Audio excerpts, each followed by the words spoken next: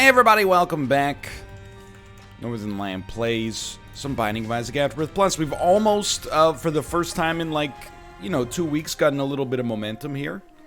We did almost lose a run with Satanic Bible. That was a trip. Remember that?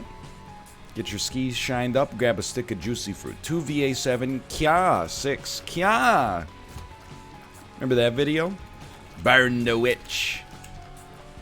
I don't mean to bring back some concentrated cringe. I'm just throwing it out there. If you want to relive those moments from YouTube gone by, then by all means, it's there for you. If you want to ignore them, just remember that history is doomed to repeat itself.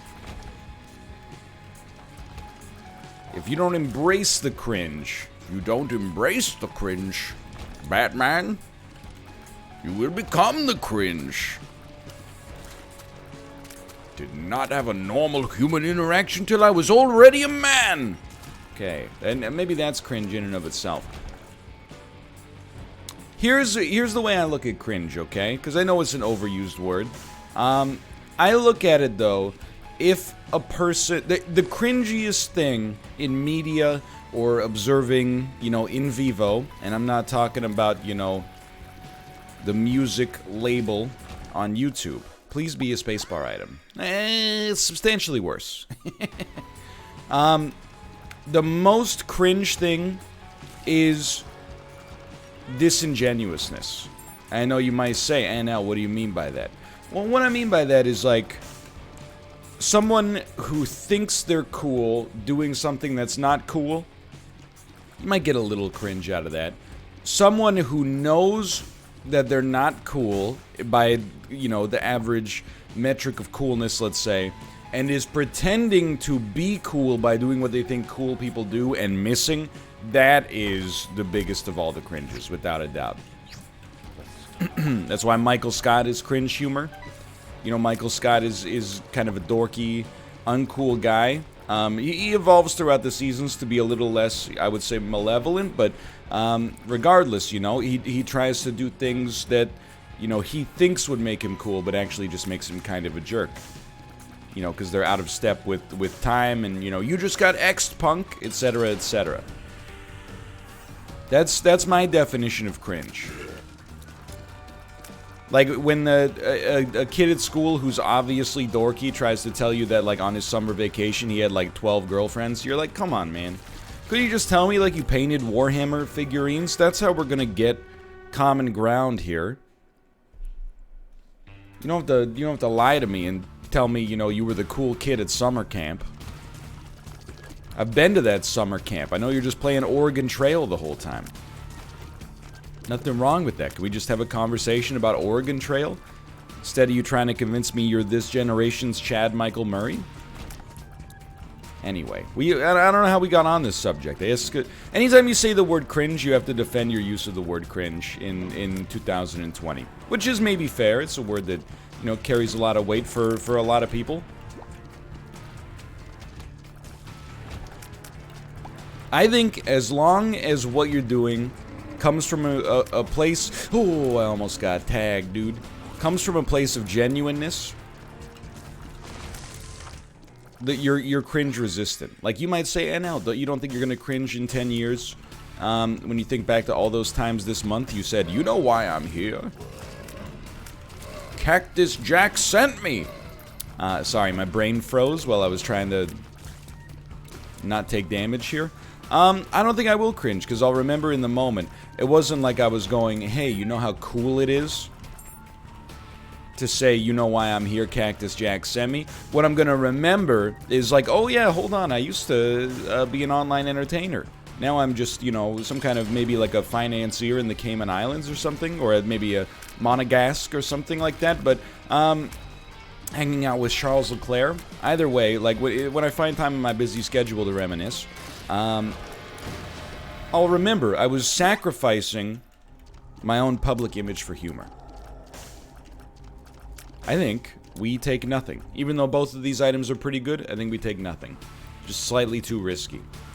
I was saying something that I know is uncool to make you laugh. Well, let me put it... it's all about reading the room, right? It might be cool if you're 9 years old to make a reference to the Travis Scott McDonald's meal. When you're, 31 years old, going on 32, it's not cool. But recognizing that it's not cool and doing it anyway takes it out of cringe territory. As long as you have a self-awareness to your cringe, then it's not cringe. If anything, the other people cringing is a little bit cringe, I gotta say. It's a complicated tango. The world of comedy is, and I don't claim to have it all figured out. Maybe like 75%, but let's go, dude. I was worried we'd be leaving this floor, and maybe for the rest of the run we'd be like, man, I'm gonna miss out on the pentagram. Our damage was already pretty good, but this is like obviously next level. This is a huge get for us. I'm excited. Deals with the angel definitely exist on this one for us to maybe take advantage of. There is, or it should exist, I should say.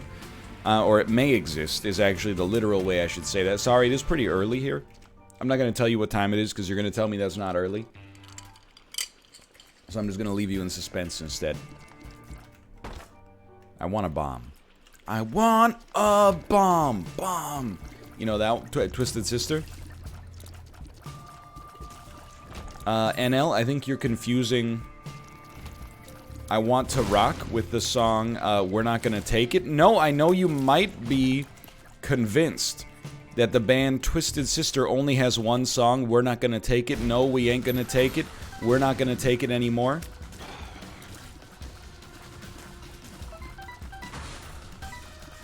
They have two songs. It's that and I Want to Rock.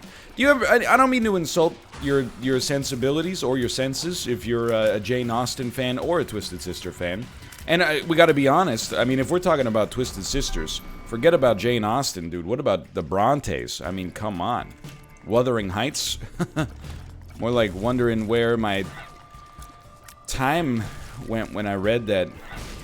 I never read it. That's why I can't make a punchline, but... You ever find it, unfortunate that a song like We're Not Gonna Take It has become something of like a cultural, like, rebel anthem, even though it's like the most corporate, manufactured, like pseudo-protest song ever made? That's just the way I take it. Like, I have to imagine, if you looked up, like, the behind-the-scenes of, the song We're Not Gonna Take It by Twisted Sister, Dee Snider, probably wearing a three-piece suit, would be like, well, we noticed that there was a lot of, like, anti-corporate sentiment, so we decided to capitalize on that by writing a song that just vaguely was not in support of it. We don't know what it is. It is up to the listener. We're not gonna do what you tell us. Maybe it means, like, hey, I'm not gonna do my homework tonight, Mom. Maybe it means, like, no, Mr. Reagan, don't sell those, weapons to the Contras, It could apply to literally anything, and as a result, it has taken a stand for nothing. But it did go to number 6 on the Billboard Hot 200, I don't respect that. This is what we're looking for here. I respect this. I respect this. And I respect this. Oh, yes. We don't really need this right now, but not today, Satan! Anyway. So I like in terms of protest songs, I mean no disrespect to Linkin Park. I have a torrid history with Linkin Park. They became, like the most famous band in the world when I was in, late middle school into high school and maintained that for a long time. So, of course I'm going to have strong opinions about Linkin Park. It's a band that, to be honest with you, it exists in that area. I know I'm going to take some flack for this. Where I'm like, I personally don't think it's very good, but every time, like, one of their songs comes on, I know all the words, and I feel compelled to sing along. So maybe I'm just denying, my own feelings, I suppose. But, I do not like when, a song is like, shut up when I'm talking to you, shut up, or like, don't turn your back on me, I won't be... I want, like, a song that's more specific. I want it to be like, no! Tariffs on newspapers! That's what I wanted, and that's what I need to hear. in order to be a little bit more respectful. Like, I'm not the biggest CCR fan, but you know, I mean, I know this is John Fogerty, it's not CCR, I think, but either way, you know, Fortunate Son, it kind of takes a stand. It doesn't just go like, things, I don't like them, I'm not gonna do them. It's you know, it's more pointed than that. I have a great deal of respect for that. More so than just like, you know, I mean, even the Beastie Boys, they were like, we gotta fight for our right. I think if you cut the song there, it would have had broader appeal. That's why I respect them for going a little bit further. They went to party, which gives people a chance to disagree with them, and then they would presumably defend their song in the marketplace of ideas.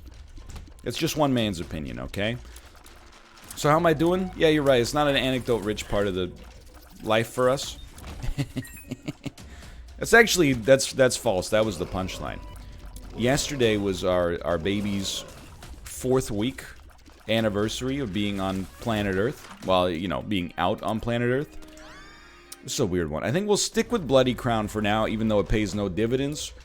Until we get down to the womb, but I think it's worth it in general to hold it rather than get a few floors of poison value. There are a few trinkets I'd obviously replace it with, but for now I'm okay with this. That's not one of them. Okay, yeah, sure. We almost just died, I think. We are on 2 HP. I've taken very little damage over the run, but we are on 2 HP. That's, look, I don't like it, okay? But I think it has to be done. That's one of those things, is like, you know, nobody wants to pay for their car insurance. Like, everybody thinks this should be, like, free. Well, I don't know. If you work in insurance, you probably feel differently. But you're like, you buy a car, and then they're like, okay, and now go to the insurance desk. And you're like, what the heck is this ripoff? Can't I just opt out? No, it's illegal. They should just bake it in with the price of the car, dude. Well, I mean, in BC they should, because, like, there's no competition here. We have, like, a provincially standardized insurance organization that handles all the auto insurance. I'm not even going to get into that. All I'm saying is if the Epic Games Store would like a new market to have a chance to compete in, I've got one suggestion for them. British Columbia Auto Insurance. Okay, this is huge. This is huge. That's still pretty good. And I really, really don't want to lose this Boneheart, but I'm going to take a little lark on this because our damage is so good right now. But yeah, yesterday was our baby's 1 month, well, 4 weeks anniversary of entering the terrestrial part of the world. Don't think we're using that term correctly, but that's fine. So we're like, we celebrated in a way because we're actually able to like leave the house now. So we went to the grocery store, which was cool. And we went to the bakery and got some... Dude, I just remember why the heck am I eating granola bars for breakfast when I got a bunch of simits? I got a bunch of Turkish bagels yesterday, dummy. And the cream cheese and everything. What are you doing? You fool. You wasted a meal on gruel when you could have been eating something cool. But yeah, we can't really, like, you know, celebrate too much for a couple of reasons. It's rainy, for one, so that's, you know, it's not that bad, like, you just get over it, but, you know, it's not like if you were like, oh, we got a free day tomorrow, I sure hope it rains, you know, that doesn't happen too much. You know what, we're coming in here. Blank card is really great. That's a really great item. It's a really great item, dude. It's like, you should take it. I was trying to, oh crap. I was trying to talk myself out of it, but it's the right play. And we will buy this as well, just, you know, it's not so bad. It's not so bad. I'm gonna hit you with a hot take, okay? I live in a city where there is rain. I think it's worth it. I live in a city where it rains a lot.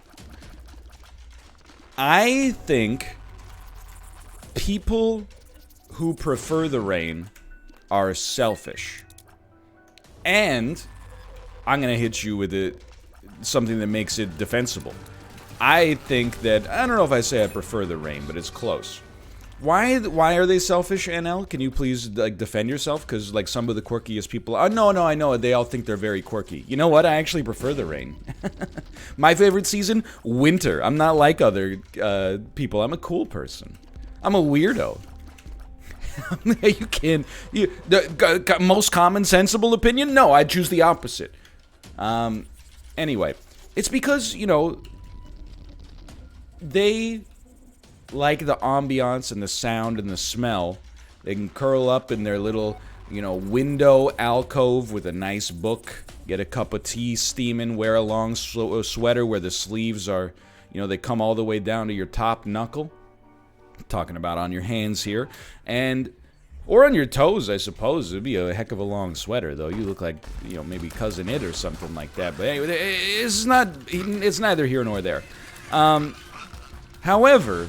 your preference for that sort of ambiance does come at the expense of other people.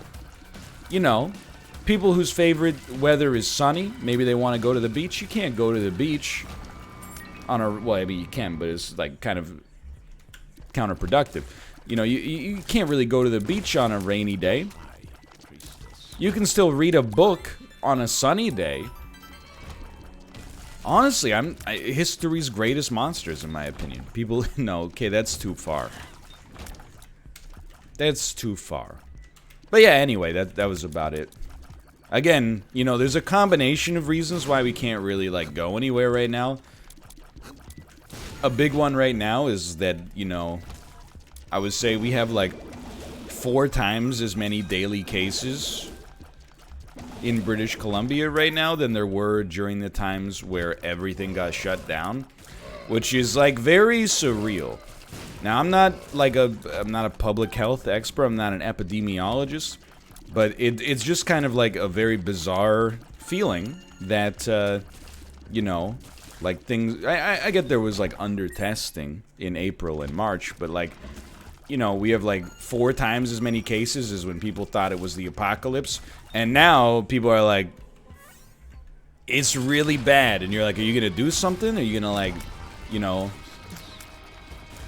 are you gonna outlaw party buses for, like, a couple of months or something until... because, like, I understand, you know, schools, they serve... I'm not saying they should be open, but they serve a very, you know, important societal need for both, you know, education and also daycare. But every time I see, like, a party bus go by with a bunch of, you know, like, bright neon lights inside of it and 100 unmasked people dancing and sharing drinks, I'm like, surely this is one that maybe we could put the pause on temporarily? And then they're like, you know, I don't know. I almost feel like our in BC we're like too polite. It was like the way I used to teach the first month that I was a teacher. I was like, I'm strongly encouraging you not to do what you're gonna do anyway. And people are like, thank you for... I can read between the lines on this one. Thank you, Bonnie Henry. Again, I'm not gonna say it's none of my business, because, you know, it's definitely some of my business, but... just, it's just weird, man. That you're like, why that... you know, and this is not the way science works, I'll admit. But you're like, I mean, if everything's fine, then shouldn't it have been fine in April and March? But I'm actually on the flip side. I was like, if everything was fricked in April and March, it should be fricked now.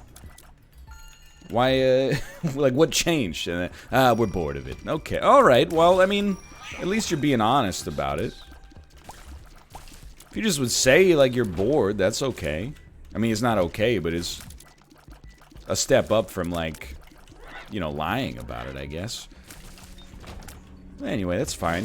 You know, so Kate and I did, over the course of, particularly, like, the summer, when we had, like, 1 to 10 cases, I guess, a day in BC, we would occasionally take the audacious step of even dining in at a restaurant.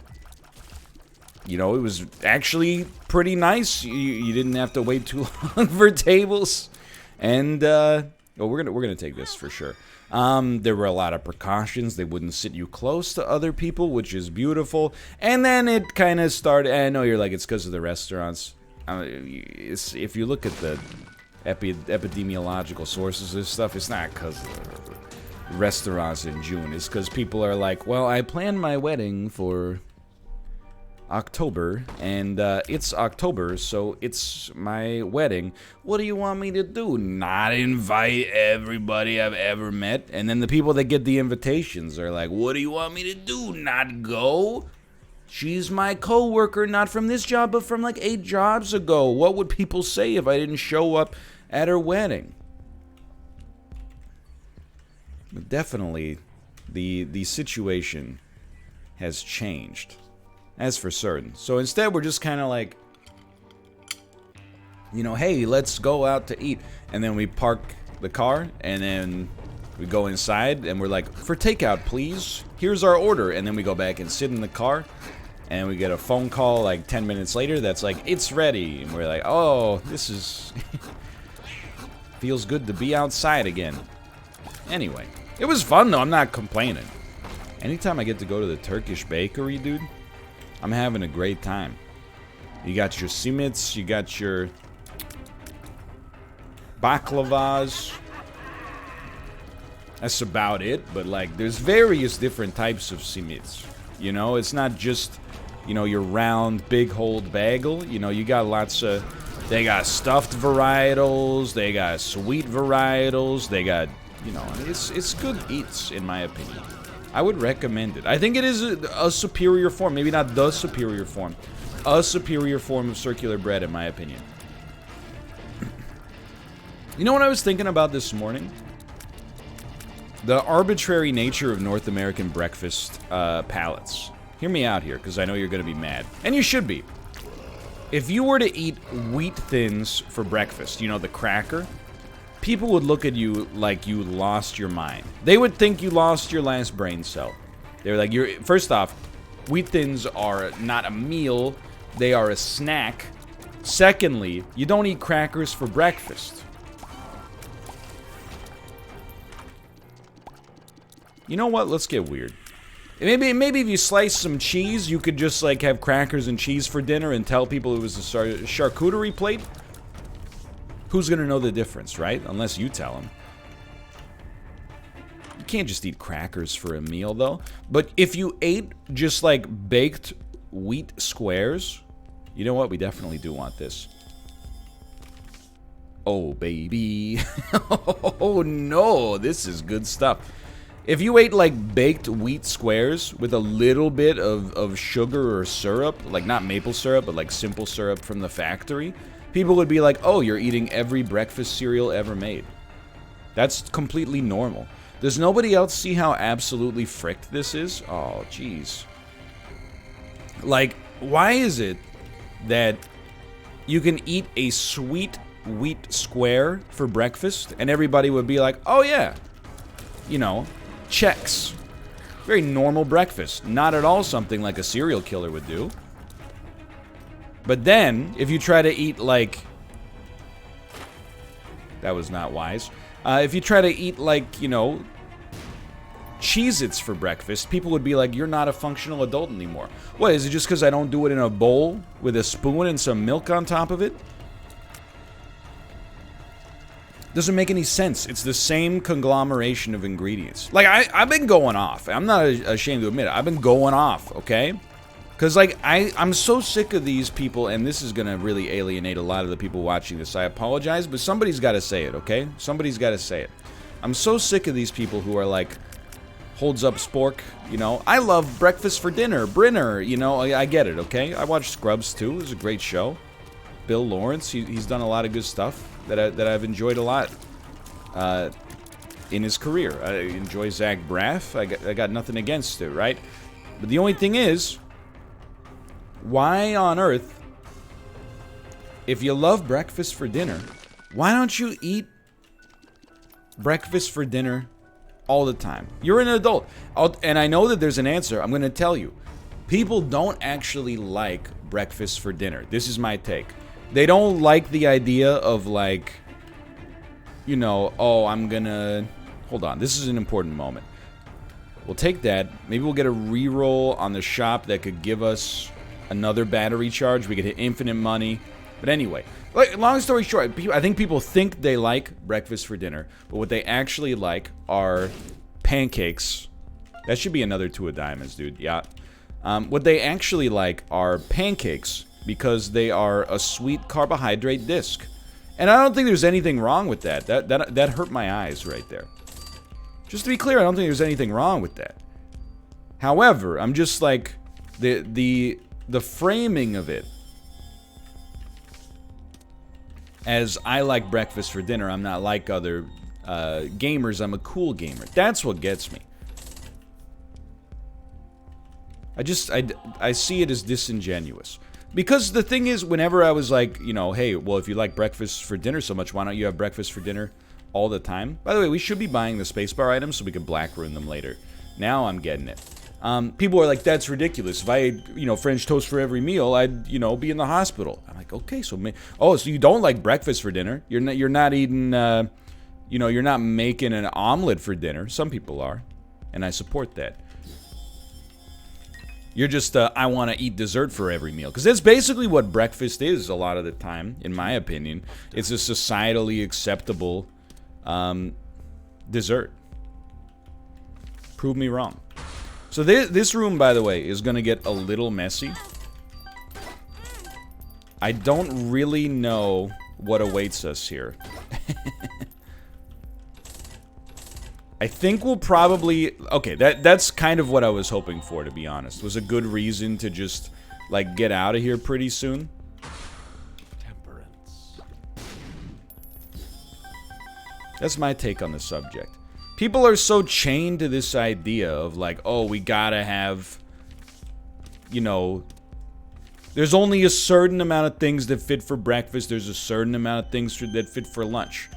I disagree with this notion. That's all I'm trying to say. I'm not trying to make enemies. Honestly, I kind of want to use Black Rune, but I think it'll probably pay dividends to save it for later. I do hate to say it. That was a tinted rock up there, too. I do hate to say it because I think it would be mighty helpful, but I think it's helpful temporarily instead of being, like, more helpful permanently. That's just one man's opinion. Because I'm the opposite, and everybody was like, you're insane. Like, if you eat breakfast for dinner, you're quirky. If you eat dinner for breakfast, people actually are like, please talk to a therapist immediately, you know, before this gets out of hand. Like, if I eat, you know, like, soup for breakfast, people look at you like you've actually, like, you cracked your head open. Which doesn't make sense to me. Meanwhile, if you eat cereal for dinner, people are like, I like him. He's got a weird personality. He's kind of a wild card. I'm sick of the double standard. That's all I'm trying to say. I'm not trying to make a bunch of enemies. Again, I want to be very clear. If I were a smarter individual and a less honest individual, I would just be like, lel, breakfast for dinner. I can't be like that, though. I gotta say what I mean and mean what I say. I gotta challenge these things that, you know, everybody seems to take for granted and see where we really stand on it. You know, in the benefit of the light of discourse. I'm just gonna use it. Yeah, I'm okay with this. Honestly, like, this run's great. HP has been the only consistent problem for a long time. I can already tell that what's in my future is, like, when I check the videos at the end of the day, I'm gonna look at this one and be like, what the heck? Why is this, like, the most disliked Isaac episode in 3 months? You insulted Brenner! Nobody insults Brenner! I want some breakfast, dude. NL doesn't even know that Drek is the Yiddish word for feces. I know that. Why do you think I made the joke? I'm adding this to my cringe compilation. And that's the scene. Okay. You know, this is around the time on an average run where I start to say things like, I think there is a loss lurking inside of this win, but I have to say, I think there is a loss lurking inside of this win. What's the problem? That's not a secret room. The problem is, and it has always been HP, we are, you know, at worst, 1 item away from greatness. And the Bone Heart is worth, like, you know, 2 HP upgrades, maybe even I mean, more is a bit of a stretch, but it's worth a lot. So we have, I would say we have the equivalent of like 5 HP right now, not 4.5.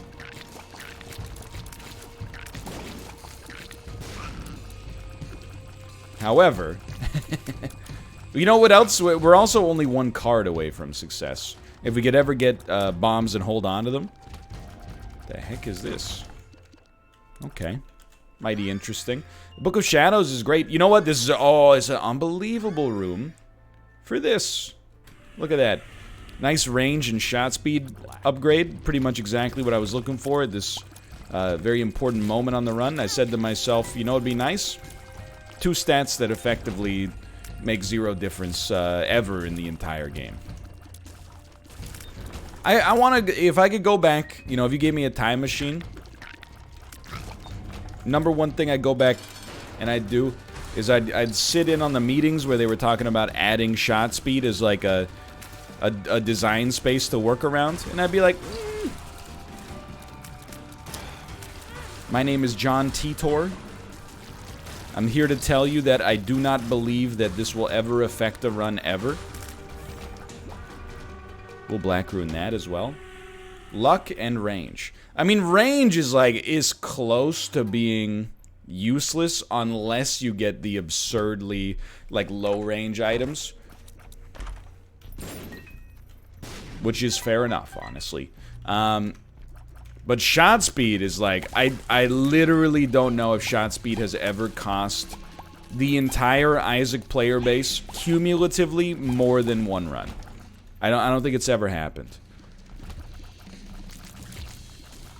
I don't buy it. I don't see it happening. I'm not trying to be a jerk about it. It's just one of those things where, like, when your run is amazing and you pick up a shot speed upgrade, you go, oh, whatever. When your run could really use one of the actually important stats and you pick up a shot speed upgrade, you go, okay.